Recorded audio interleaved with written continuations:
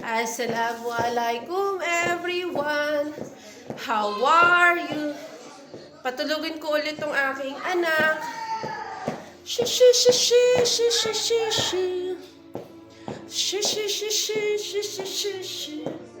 Kasi magluluto ako ng ulam namin.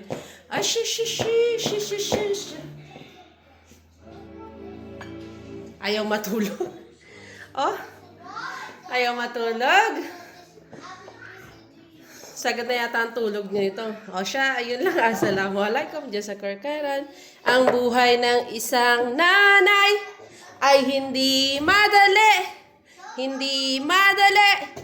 I-enjoy lang natin ang pagiging nanay. Kasi pag lumaki na ang ating mga anak, mamimiss natin silang lahat. 'Di ba? Yung mga kakulitan nila, nung karga mo po sila. Kaya enjoy the moment with them.